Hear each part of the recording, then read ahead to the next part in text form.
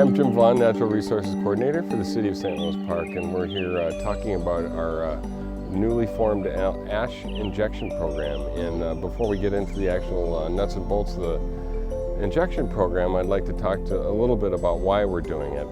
In St. Louis Park, we have about 10,000 ash on public, private properties. The public includes parks and boulevards.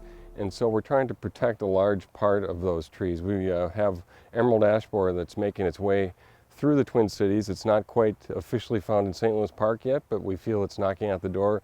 Could be found potentially this year, or I'm pretty certain by 2017 we'll certainly find it in St. Louis Park. So with that said, emerald ash borer is an insect that feeds on ash trees, and it will decimate ash populations throughout this community, and they already have in the East Coast as it makes its way westward. And with emerald ash borer, there's not a real cure, so to speak, but there is a treatment that you can do, a pesticide treatment, and we are going to propose that. But before I talk again about that, I'd like to say some of the other things we're doing in preparedness for emerald ash borer. We're not only going to be chemically treating some trees to protect them from it, we have selectively started removing some trees on public property that are not quite as robust as some of the other trees that we're trying to protect. And we are also replanting a lot of different trees, diversifying our urban forest. And city trees and urban trees and community trees are important for a lot of reasons. They help mitigate water, stormwater, they help clean the air, they help shade our cities, they provide wildlife habitat.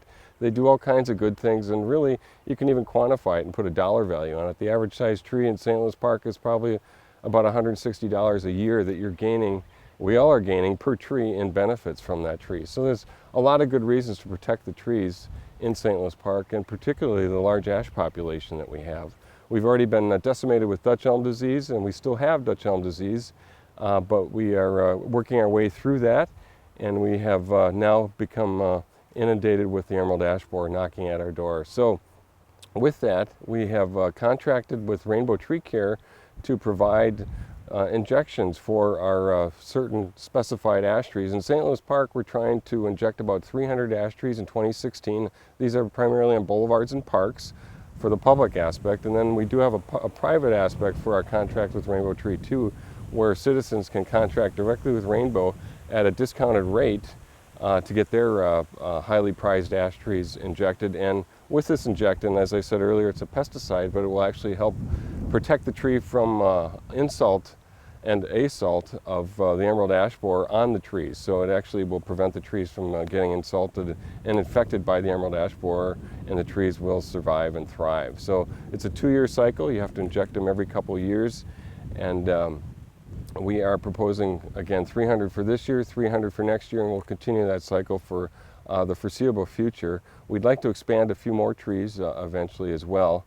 But with the 300, we're trying to find 100 north, 100 trees in the center part of town, and 100 trees in the southern part of town. And there's a lot of scientific evidence around suppression of the actual population. If you get enough trees injected and you spread the injected trees around, they will actually suppress the insect population. So that's what we're hoping for with our injection program here in St. Louis Park. Not only protecting individual trees, but protecting a vast majority of our community forest ash trees. So with that, we are going to see a little demonstration by Rainbow Treecare, and they're going to show us what the nuts and bolts of injection are and some of the facts about ash tree injection.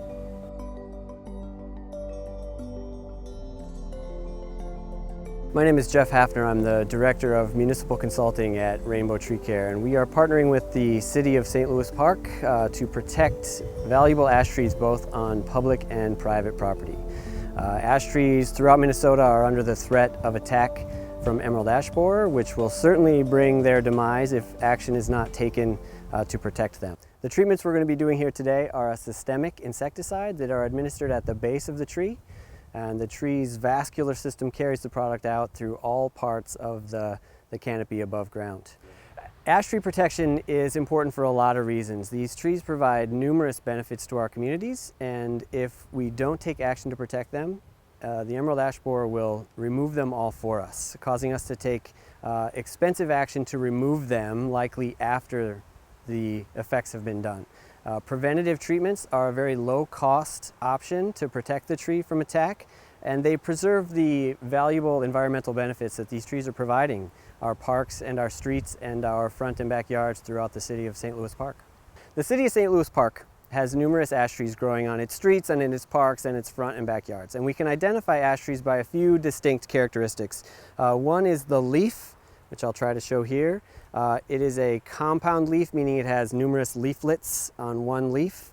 It is opposite attached. It's called pinnately compound. You can also tell by the bark of the tree, as they mature, you can see diamond patterns in the bark, so that diamond pattern in the bark is an indication that it's an ash tree. Now there are lookalikes to ash trees, and those are not susceptible to emerald ash borer and do not require protection. So it's important that you have a professional arborist visit your property to confirm that you do indeed have an ash tree before you elect to take action. The damage done to ash trees by emerald ash borer is largely done by the larval stage. As the adults emerge from infested trees, they fly around for a few days, mate, and lay eggs on the bark of the tree. When those eggs hatch, the larvae then burrow through the bark and into the layer just under the bark, which is the cambium layer, or technically the phloem, which is the food conducting portion of the tree under the bark. When the larvae reach numbers of a certain extent, they have damaged so much of that phloem tissue that they interrupt the flow of food throughout the canopy, and then the tree dies. So we use a product that is administered to that phloem layer of the tree so that as insect larvae feed on it, they are killed. Now a secondary benefit of the treatment is that it also makes the leaves poisonous to the adults as they feed, so we can kill both damaging life cycles of the pest.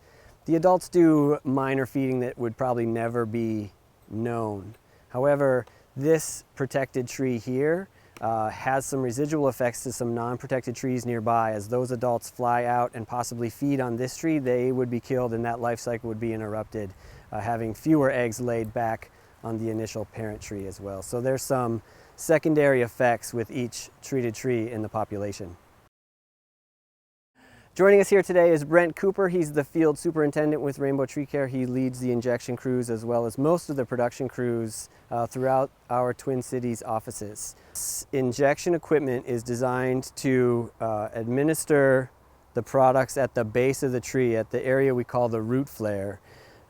It doesn't require plugs, and it has a very small diameter injection site that's required. So we do have to wound the tree to administer these treatments, but it's small wounds in comparison to the damage that would be done if we don't protect the trees from emerald ash borer. So the treatments are done, like I said, at the base of the tree, but we always start by getting the accurate dose, and that's done by measuring what we call the diameter at breast height of the tree, or DBH.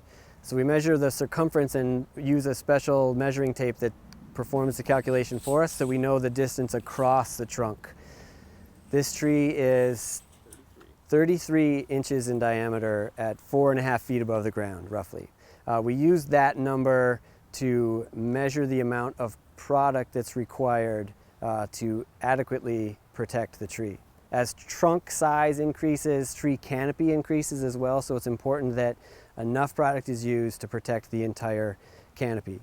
The injection system uses one injection tee for every 2 inches of trunk diameter. So once we know that this tree is roughly 34 inches, we would then count out the necessary number of injection sites and lay those out around the trunk.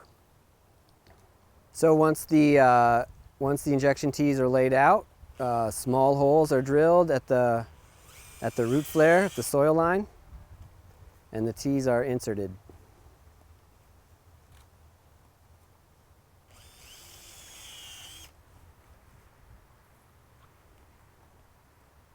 Trunk injection certainly has a lot of advantages in plant health care. Obviously, the products are contained completely within the target host, so there's no risk of non-target pests being affected. However, trunk injection does require wounding. and by the time we come back to protect this tree again in 2 years, those wounds will have closed over and new wood will have formed on the outside. With a lot of emphasis being paid to the health of bees and a lot of needed emphasis, it's necessary to be paying attention to all of the major components of our ecosystems. There's a real hard look going at what actions we take and what the effects might be to the bee population.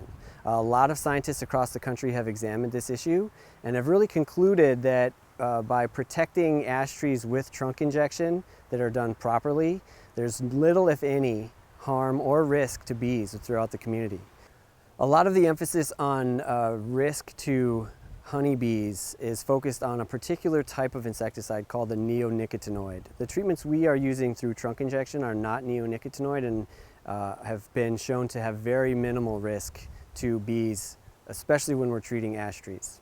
As we evaluate the cost and benefit of any insecticide treatment, it's important to look at non-target risks if we do nothing. So for instance, we know that ash trees and trees in general, large shade trees, do significant work to clean our air and shade our houses, reducing both the pollution that's created when we generate electricity and also the roadside particulate matter that's exhausted out of our cars.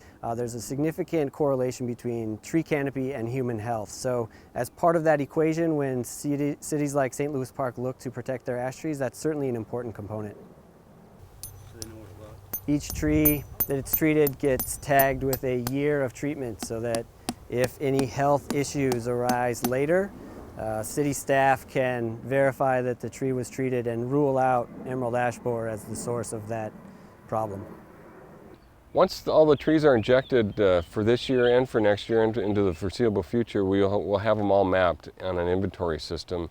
And so we'll be able to look on our computer screens to figure out which trees are injected throughout St. Louis Park.